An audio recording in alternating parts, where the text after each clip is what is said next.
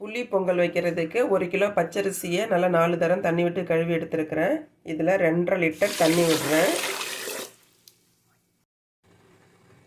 1 spoon மஞ்சத்தூள்,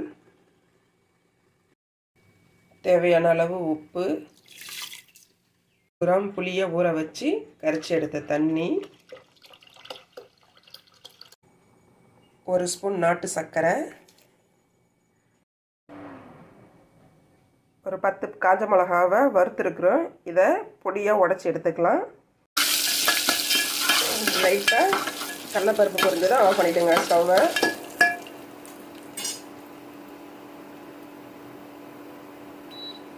இதில் பெருங்காயத்தூள்,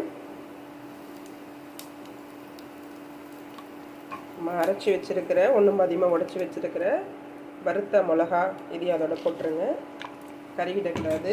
இதனால் லைட்டாக வதங்கணும். ஆஃப் பண்ணிவிட்டு எடுத்து சாதத்தோடு மிக்ஸ் பண்ணிடலாம். இப்போது பொங்கல் சாதம் ரெடி ஆகிடுச்சு. அதில் நம்ம வறுத்து வச்சுருக்கிற தாளிப்பை கொட்டி கிண்டிடலாம். இவ்வளோதான் புளிப்பொங்கல்.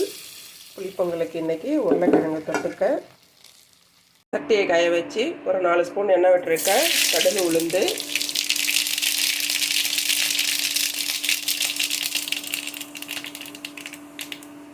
கருவேப்பிலை, ஒரு 3/4 கிலோ உருளைக்கிழங்கு பொடியை அரிஞ்சு வச்சுருக்கிறேன். 2 அலசிட்டு,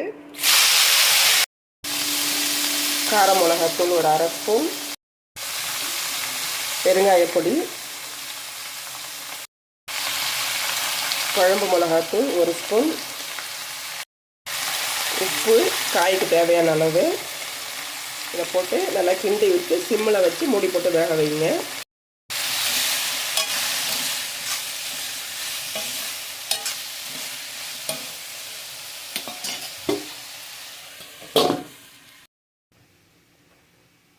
புளிப்பொங்கல் ரெடி ஆகிடுது. அதுக்கு தொட்டுக்க உருளைக்கிழங்கு.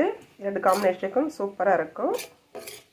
இதுதான் இன்றைக்கி என்னுடைய மதிய சாப்பாடு.